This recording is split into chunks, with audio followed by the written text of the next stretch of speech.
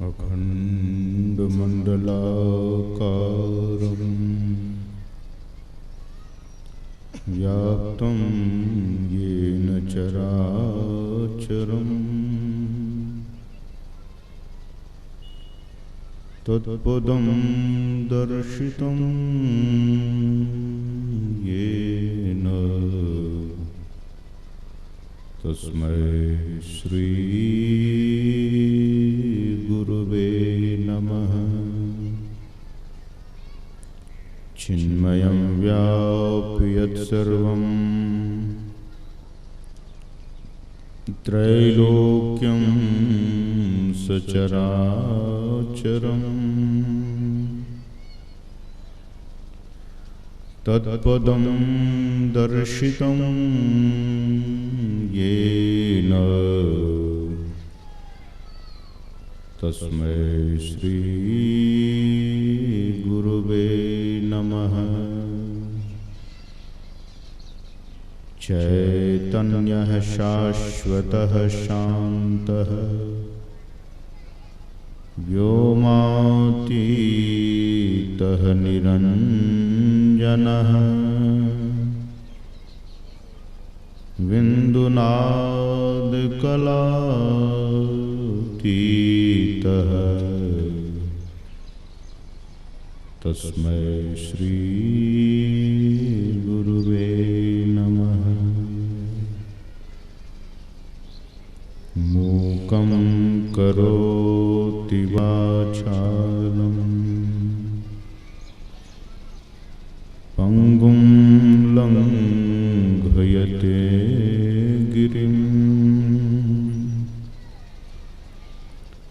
यत्कृपातमहं वन्दे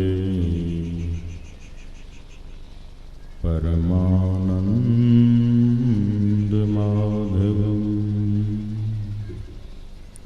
बोलिए श्री सद्गुरु महाराज की जय।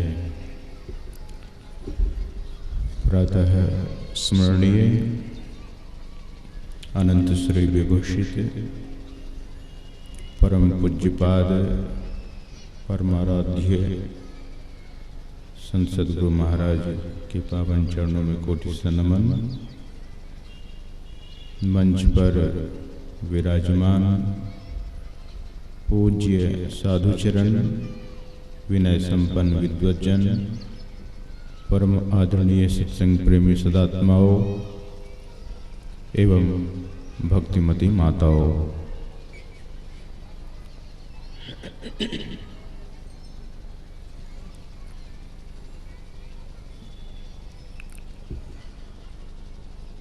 दक्षिण भारत में एक राज्य है केरल।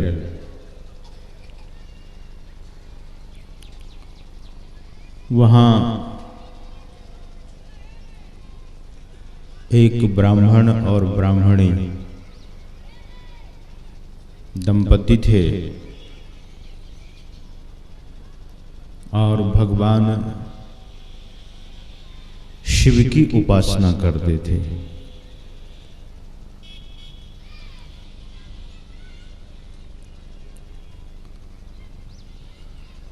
बहुत वर्ष बीत गया,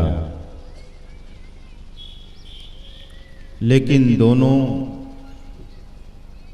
को पुत्र की प्राप्ति नहीं हुई, कोई संतान की प्राप्ति नहीं हुई। अक्सर हर माँ के मन में होता है कि पुत्रवती बनूं। अपने पति से कहती है कि इतने दिन हो गए भगवान की उपासना करती रही मैं, आप भी करते रहे। भगवान से विशेष हम आराधना, भगवान से हम विशेष प्रार्थना करेंगे कि हम दोनों को एक पुत्र दे। तो दोनों आपस में बात करने के पश्चात भगवान से बड़ी प्रार्थना की। भगवान शिव उनके स्वप्न में आए। भगवान शिव पूछते हैं कि क्या चाहिए।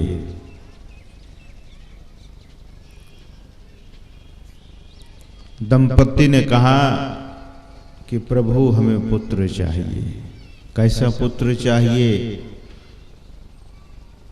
तो उन दोनों ने कहा कि आपके जैसे ही पुत्र चाहिए। भगवान शिव ने कहा कि मेरे जैसे तो और कोई नहीं, तब मैं ही आपके यहाँ आपका पुत्र बन करके आऊंगा। समय बीता और उनको पुत्र रत्न की प्राप्ति हुई। कल शिवरात्रि थी। महाशिवरात्रि के दिन उनको पुत्र की प्राप्ति हुई। जैसे उस ब्राह्मण के घर में पुत्र जन्म लिया तो उनके पिता का देहावसान हो गया।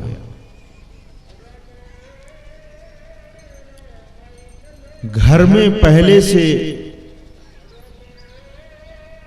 2 जन थे और अब भी 2 जन बचे। बूढ़ी ब्राह्मणी पर तो लगा कि दुख का पहाड़ टूट गया। सोचती है क्या करें, लेकिन एक आशा थी कि पुत्र है, लेकिन है तो छोटे। बड़े दुलार से, बड़े प्यार से, बड़ी लगन से वह ब्राह्मणी माता अपने पुत्र का लालन पालन करती है। शंकर नाम रखा गया था उस बच्चा का। जब साल भर से ज्यादा हो गए तो शंकर अपनी मां से बात करते करते एक दिन अपनी ही मां से कहने लगे कि मां, मुझे घर में नहीं रहना है। तुतली भाषा में बोले। मां उस छोटे से पुत्र के तुतली भाषा पर ध्यान नहीं देती है, हंसती है और तब पूछती है कि कहां जाओगे? तो कहता है, शंकर कहते हैं कि मैं साधु बन जाऊंगा। उठा लेती है गोद में। अरे तू साधु ही है। लेकिन यह चर्चा मुख्य रूप से उनके जीवन में हो गई। जब मां को शंकर देखते हैं कि मां मेरी व्यस्त है, तो उसी समय जाकर के शंकर कहते हैं कि मां, मैं साधु बनना चाहता हूं, मैं घर छोड़ देना चाहता हूं।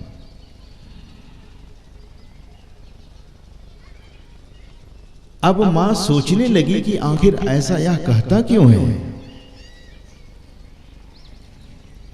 जमाने की बात है कि उस समय जबकि हैंड पाइप भी, जिसको चप्पा नल कहते हैं, वह भी नहीं। पहले तो बहुत कम होता था। कुआं भी नहीं होते थे। नदी में लोग स्नान करते थे, नदी का ही जल पीते थे, या सरोवर हुआ करता था। पास के नदी में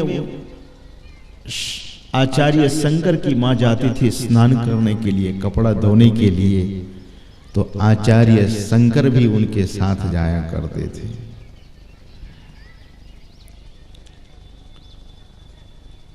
देखिए, लगातार ही शंकर अपनी मां से कहने लगे कि मां मुझे छोड़ो, मुझे जाने दो, लेकिन मां उसे समझा बुझा देती थी। एक दिन ऐसा हुआ कि उतरे नदी में स्नान करने के लिए शंकर, और मगरमच्छ ने उसके जांघ को पकड़ लिया। अब तो वह बच्चा शंकर चिल्लाने लगे, मां बचाओ, मां बचाओ। अबला वृद्धा क्या करती, कैसे बचाती उसे? मां जो होती है ना, अपने बच्चे के लिए, अपने लिए तो कम प्रार्थना करती है, अब बच्चे के लिए ज्यादा। मां जो होती है अपने पति के लिए, अपने पुत्र के लिए व्रत करती है, त्योहार करती है। ये भारत की जननी ही ऐसी होती है, विदेशों में ऐसा नहीं होता है सज्जनों। विदेशों में तो बराबरी का खेल चलता है। तुम भी जॉब करते हो, मैं भी जॉब करती हूं, तुम भी ऑफिसर हो, हम भी ऑफिसर हैं। भोजन बनाने की जब बारी आती है तो पत्नी ही कहती है पति से, जरा कॉफी बना के मुझे दे दो।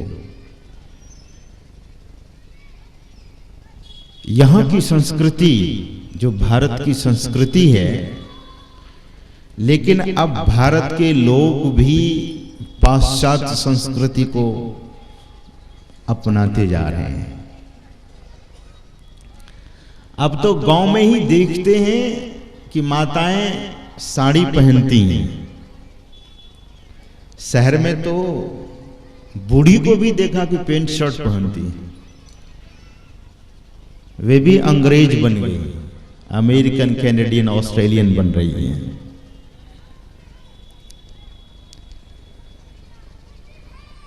तो मां प्रार्थना करने लगी, शंकर की मां कि हे भगवान, मेरे बच्चे को किसी तरह से बचा दीजिए। शंकर उधर आवाज लगा रहा है, मां मुझे बचाओ। मगरमच्छ मुझे अथाह जल में लेकर चला जा रहा है। भगवान से प्रार्थना करती है, छाती पीटती है, प्रभु बचाओ मेरे बच्चे को। तब आचार्य शंकर वहीं से कहते हैं कि मां, ये मगरमच्छ कितनी भी प्रार्थना तुम करोगी नहीं छोड़ेगा। बोले कैसे छोड़ेगा फिर? आचार्य शंकर ने कहा कि तुम वहीं से कहो कि साधु बन जाओ, मुझे छोड़कर चले जाओ, तो ये मगरमच्छ मुझे छोड़ देगा। मां सोचती है, शंकर की मां सोचती है कि बेटा आखिर कहीं भी रहेगा, जीवित तो रहेगा। कहती है कि जाओ साधु बन जाओ, मुझे छोड़कर चले जाओ। जैसे ऐसा कहती है, मगरमच्छ छोड़ देता है।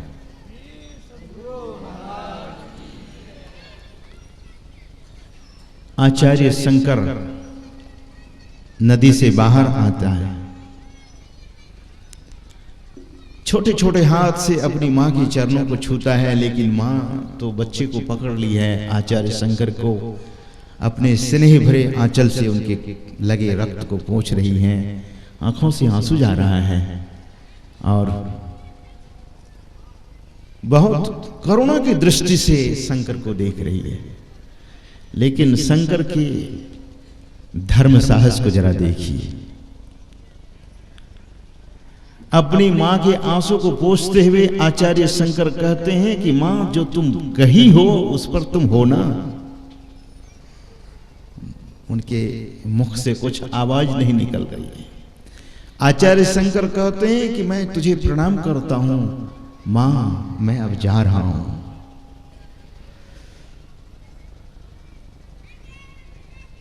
आचार्य शंकर की मां कहती है कि तू कहां जा रहा है? अरे अभी तू नहीं कही थी बेटा, मैं तो तुझे बचाने के लिए ऐसा बोली थी। मां, नदी में फिर नहाने जाऊंगा ना, तब पकड़ेगा मगरमच्छ, तब छोड़ेगा नहीं, क्योंकि तेरे बातों पर मगरमच्छ को भी विश्वास नहीं होगा। मां, मैं ईश्वर की भक्ति करने के लिए जा रहा हूं। मां, मैं उस निर्वाण को प्राप्त करने जा रहा हूं। मां, मैं सुना हूं कि किसी के कुल में कोई साधु हो जाता है तो उनके 7 पीढ़ी पीछे 7 पीढ़ी आगे तर जाते हैं। मां, मैं तो बहुत बड़ा काम करने जा रहा हूं। लेकिन शंकर की मां के हृदय में क्या बीतता होगा। प्रणाम करते हैं शंकर, चल पड़ते हैं। छोटा सा बालक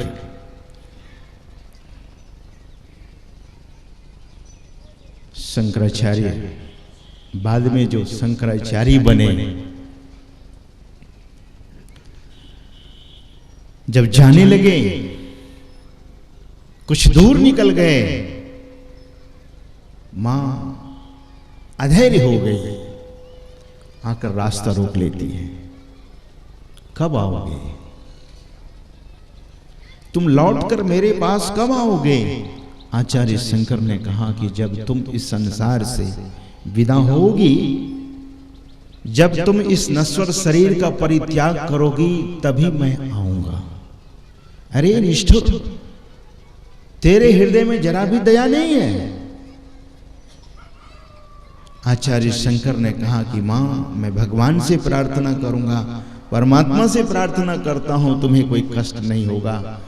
मां कहती है, नहीं, तू बीच में भी आना। लेकिन आचार्य शंकर ने कहा कि नहीं मां, जब तुम इस संसार से जाने लगोगी तब मैं अवश्य आऊंगा। आचार्य शंकर वहां से चले। गोविंद भगवत पाद जो उनके गुरु हुए, उनके पास आए। कब? जब नर्मदा नदी में बाढ़, नर्मदा नदी उफान पर थी।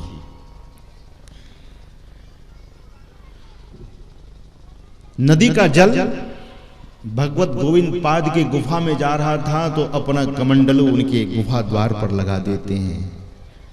जल गुफा में नहीं जाकर आचार्य शंकर के कमंडलू में जा रहा था, लेकिन कमंडल न भर रहा था, नदी का जल न रुक रहा था, लेकिन एक बूंद जल गुफा में नहीं जा रहा था। गोविंद भगवत पाद की समाधि टूटी। देखे इस दृश्य को। गोविंद भगवत पाद ने कहा कि तेरी ही प्रतीक्षा में इस गुफा में बैठकर कर रहा था। दीक्षा दी। और आचार्य शंकर तो शंकर थे, फिर भी संत सद्गुरु की शरण को ग्रहण किया और उस पद को प्राप्त किया जिसे निर्वाण कहते हैं। निवाण, जहां कोई बाण नहीं होता, जहां कोई बंधन नहीं होता, उसे निर्वाण कहते हैं। आचार्य शंकर वहां से चले और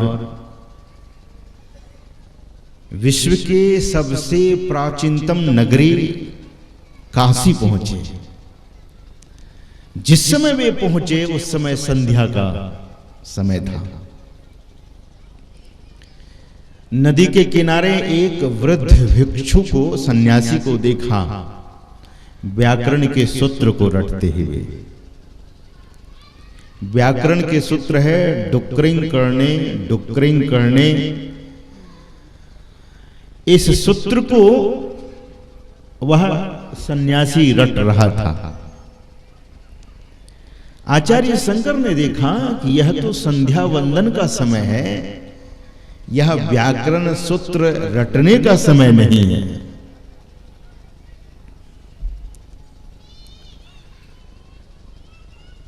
आचार्य शंकर के हृदय से वह पावन श्लोक प्रस्फुटित हो गया। भज गोविंदम, भज गोविंदम, गोविंदम भज मूढ़मते। ऐ मूढ़मती, the foolish man, the remember to the this Govindam, that Govindam उस गोविंद को स्मरण करो। क्यों? संप्राप्ते सन्निहिते काले, संप्राप्ते सन्निहिते काले, सन्निहित सन्निकट, वह काल बिल्कुल निकट है तेरा। आपकी आयु छोटी सी है, आप वृद्ध हैं, आपको अभी व्याकरण को सूत्र नहीं रटना चाहिए, आपको गोविंद का स्मरण करना चाहिए। क्यों? नहीं रक्षति डुक्रिंग करने। ये जो व्याकरण के सूत्र को रट रहे हो, इससे रक्षा नहीं होगी। वह सन्यासी तो व्याकरण के सूत्र को रट रहे थे, और हम आप धन और जन को रटते हैं। कोई प्रतिष्ठा को रटते हैं, कोई स्वास्थ्य को रटते हैं। क्या क्या हम रटते हैं? जिस चीज की रटन हम आपके जीवन में अधिक होगी, जिस चीज का अभ्यास हम आपके जीवन में अधिक, जितनी अधिकता जिस चीज की होगी, उसी चीज का स्मरण अंत समय में होता है।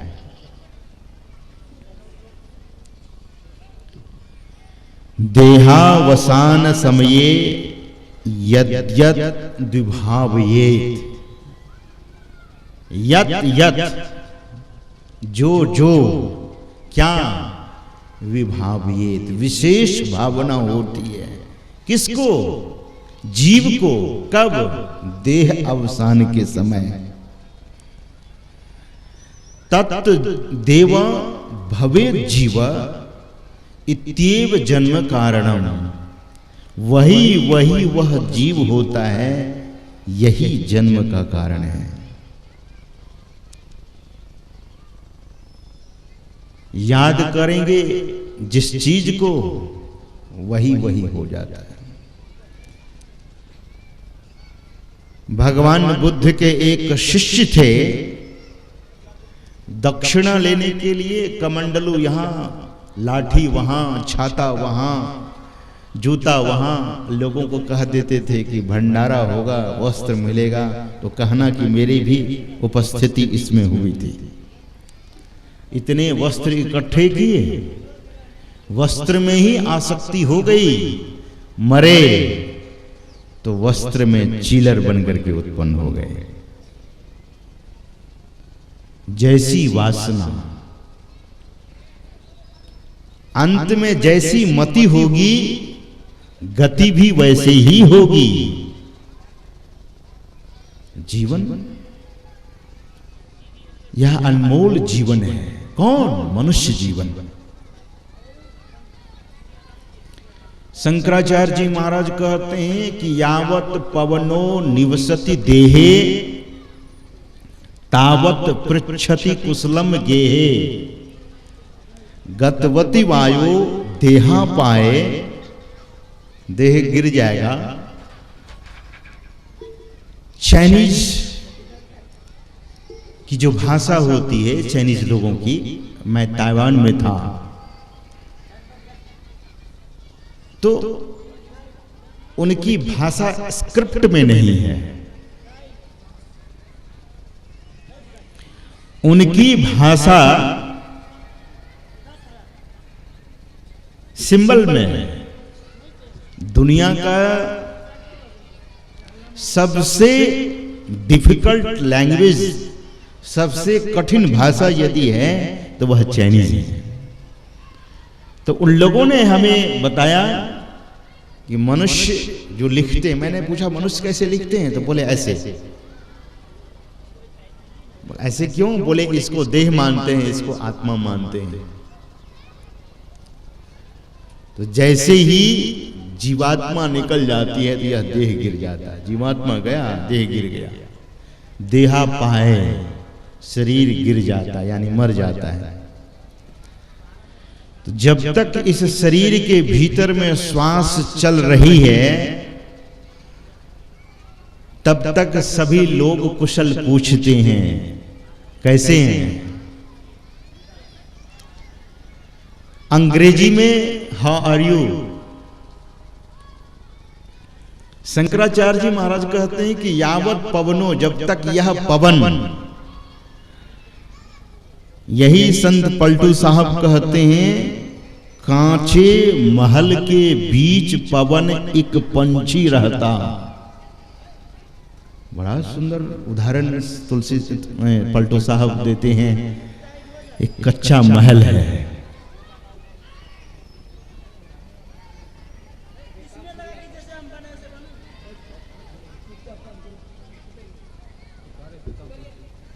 तो पहले ही करवाना चाहिए था ये सब।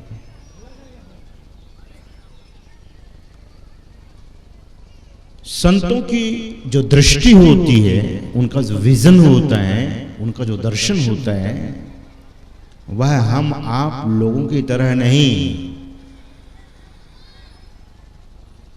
तो संत पलटू साहब कहते हैं कि कच्चे महल में हम आप रहते हैं, भले ही हम आप इस कच्चे महल से पक्के महल का निर्माण करते हैं।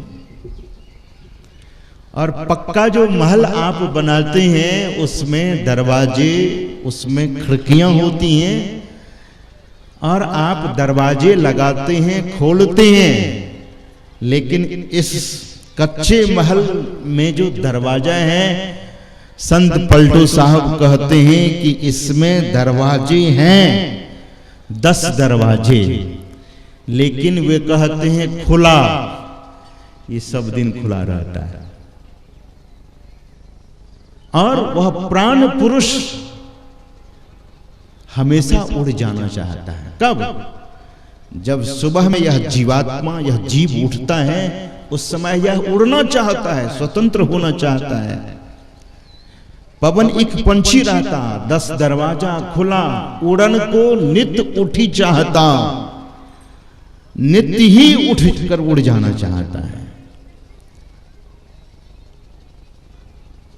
लेकिन खैर है कि हम आप के बीच से ये प्राण पुरुष उड़ा नहीं है अब तक। ये उनकी मेहर है, ये उनकी कृपा है। महाराज क्या कहना चाहते हैं आप? भज लीजिए भगवान याही में भल है अपना। किसमें भलाई है हम आपकी? उस भगवान को भज लीजिए, उस परमात्मा को भज लीजिए। कब भजेंगे?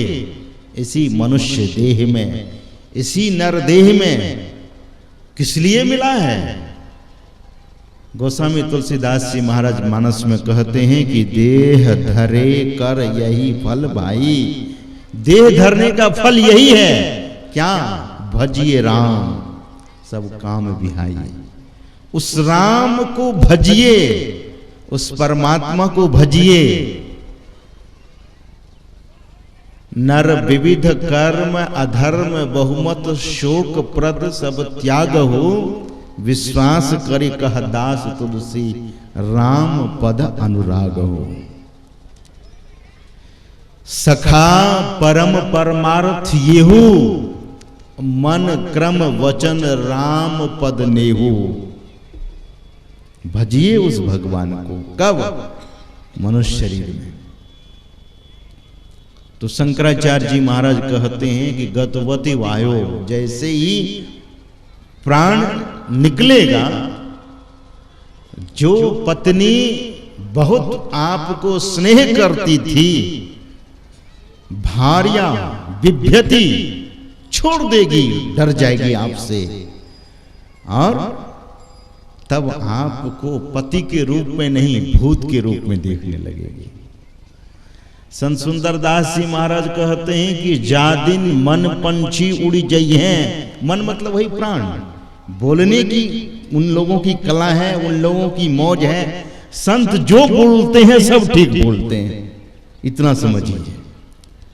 मन पंछी उड़ी जई हैं, ता दिन तेरे तन तरवर के सबय पात झड़ी जाइए। जब मर जाएंगे,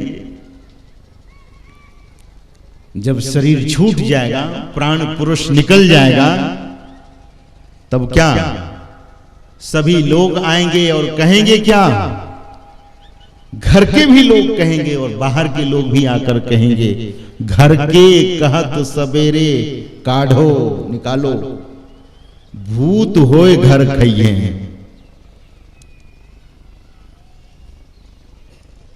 जिससे इतना स्नेह, जिससे इतना प्रेम, अब उसी को कहते हैं कि भूत बन करके घर में ही घर को सब घर के लोगों को खा जाएंगे। संत सूरदास जी महाराज कहते हैं, अजहू मूढ़ करो सत्संगत संतन में कछु पहिए। आज भी तो चेतिए। भगवान श्री राम सबों को बुला करके कहते हैं क्या?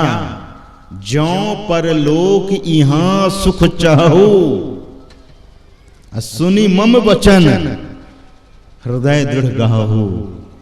मेरे वचनों को सुन करके हृदय में धारण कीजिए। क्या? सुलभ सुखद मार्ग यह भाई। सुलभ है, क्यों? कि मनुष्य शरीर में है। तो भगवान कहते हैं कि बड़े भाग मानुष तनु पावा। सबको बुला करके, तो सबको बुला करके जब इस तरह की बात कहते हैं तो क्या है? भगवान भी गुरुजनों के साथ, पुरजनों के साथ, ब्राह्मणों के साथ, श्रेष्ठ जनों के साथ, विद्वत जनों के साथ बैठ करके सत्संग सुना रहे हैं। मनुष्य देह की सार्थकता के बारे में कह रहे हैं, मनुष्य देह की महिमा के बारे में कह रहे हैं, मनुष्य देह से क्या करना चाहिए, भगवान यही कह रहे हैं।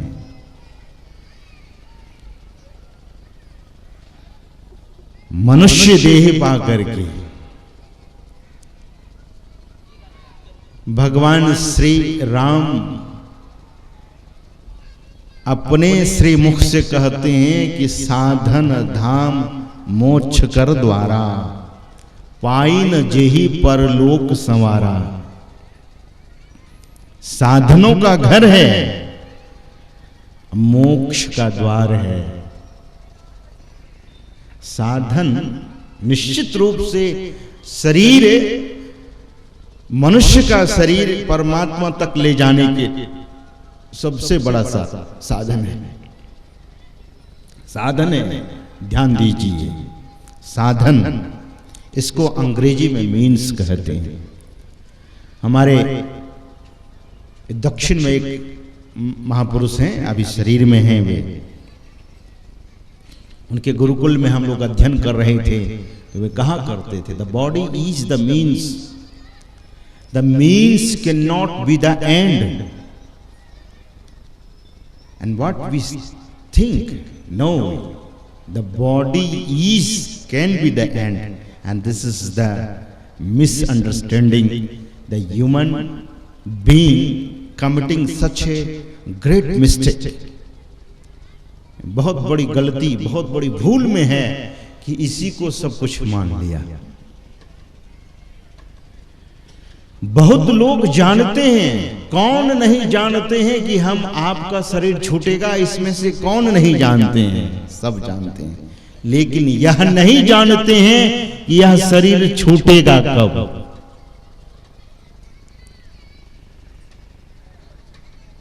हम आप का जन्म इस संसार में, और इस संसार को सागर कहा गया है। गुरु महाराज के वचन में है कि गुरु की जय भव निधि पार। भव निधि, संसार निधि से पार कीजिए। स्वामी हो दयालु। भवन संसार, एक स्थल पर कहते हैं कि भव सागर दरिया अगम जुल्मी लहर अनंत। भव सागर ऐसा अगम है कि इसमें जुल्म करने वाला लहर। जुल्म क्या? यही विकार के अंदर में रहने के कारण यही जुल्म है। जुल्म कब होता है? जब हम आप विकार में रहते हैं। तो संसार सागर है, इसमें हम आपका जन्म हुआ।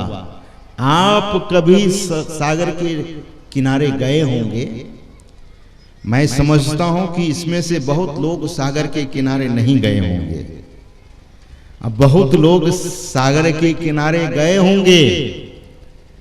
सागर के तट पर खड़े जब आप होंगे तो आपको जल ही जल दिखेगा। तो सागर के तट पर एक किनारा पर आप खड़े हैं जो आप देखते हैं उस किनारे को, लेकिन दूसरा किनारा आपको नहीं दिखता है। इसका मतलब यह नहीं है कि सागर का दूसरा किनारा, बोलिए, नहीं है। सागर का दूसरा किनारा भी है। उसी तरह से इस संसार सागर में हम आपका जन्म हुआ, जन्म को देखते हैं, लेकिन मृत्यु हम आपको नहीं दिखती है। मृत्यु नहीं दिखने के कारण यह नहीं हुआ कि मृत्यु नहीं है।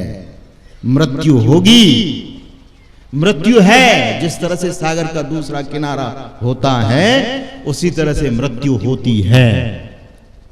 तो संसार सागर में हम आप जन्म लिए और इस सागर में जन्म लिए हैं। मृत्यु के दूसरे किनारे में भी जाना है, जानते भी हैं, लेकिन सज्जनों जानते हैं बहुत कुछ, जानने के बाद अमल नहीं करते हैं। कौन नहीं जानते हैं धर्म क्या है, अधर्म क्या है? कौन नहीं जानते हैं कि पुण्य क्या है, पाप क्या है? कौन नहीं जानते हैं कि सत्य क्या है, झूठ क्या है? जो इस बात को जानते हैं वे धर्मज्ञ हैं। धर्म को जानने वाला धर्मज्ञ।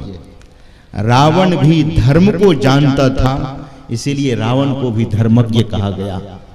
जब रावण धर्मज्ञ है तो राम क्या है?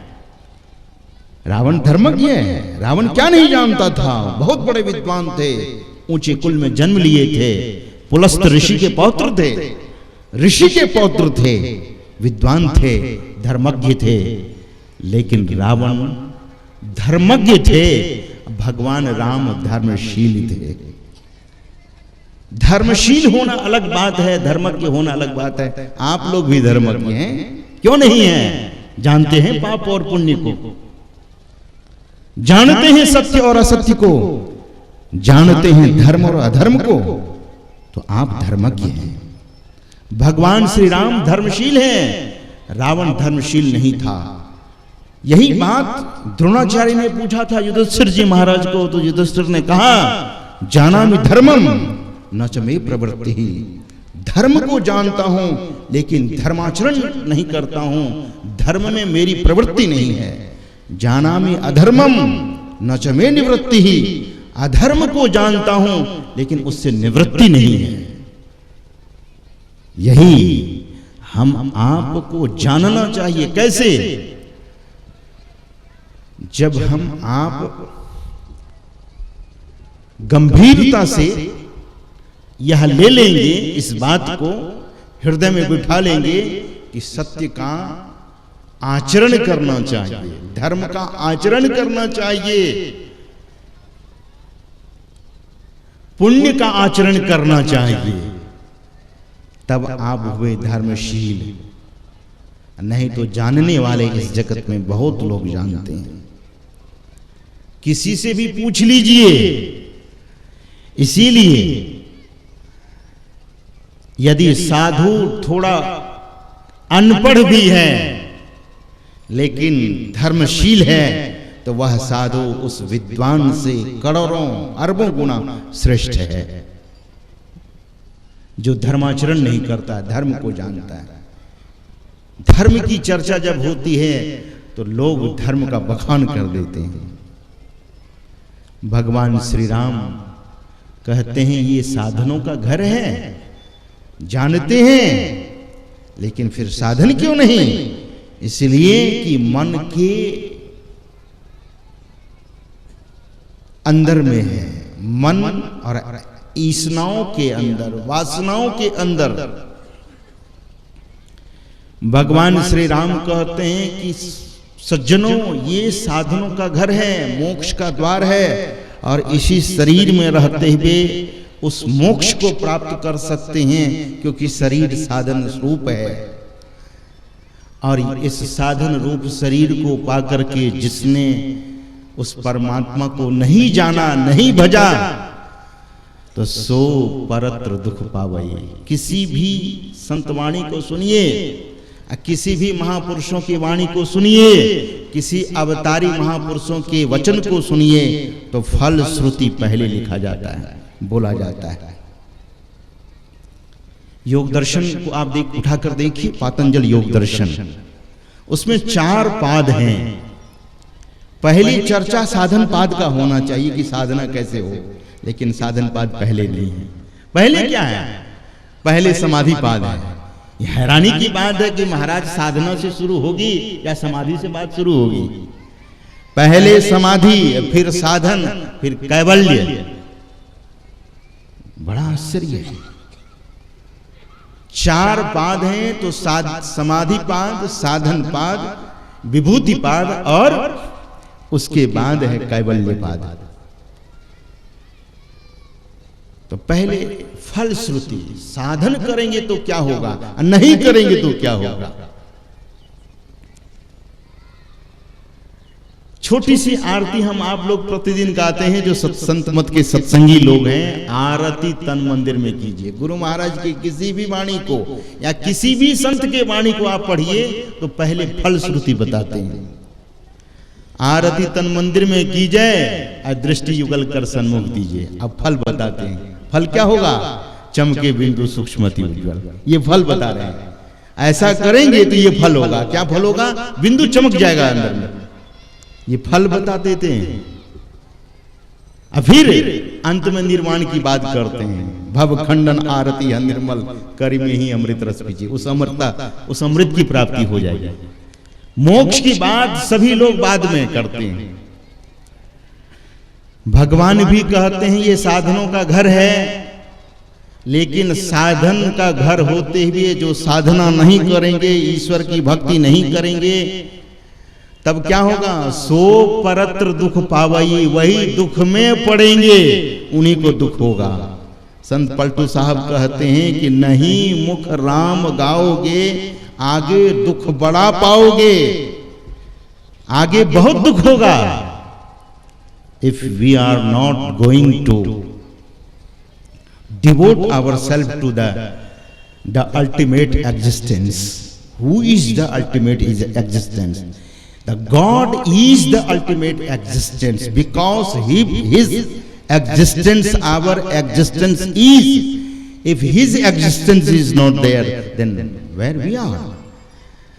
So, because of His energy, we are able to speak. Because of His blessing, we are able to listen, hear. We are able to see. We are able to perceive the things. उनकी शक्ति से, उनकी कृपा से, उनकी अनुकंपा से। तो यदि उनकी बात हम नहीं मानेंगे, तो संत पलटू साहब कहते हैं कि आगे दुख बड़ा पाओगे, आगे समझ पड़ेगा भाई। पिता की बात पुत्र नहीं मानता है तो पिता कह देते हैं कि मेरी बात नहीं मानोगे तो तुम्हें दुख होगा। मां भी यही बात कहती है, लेकिन सबसे बड़े मां और पिता जगत में कौन है? तो कहते हैं गुरु, कहते हैं संत। इसलिए संत सदगुरु महर्षि में ही परमहंस जी महाराज ने हम आपको जो स्तुति दी है वह संत स्तुति।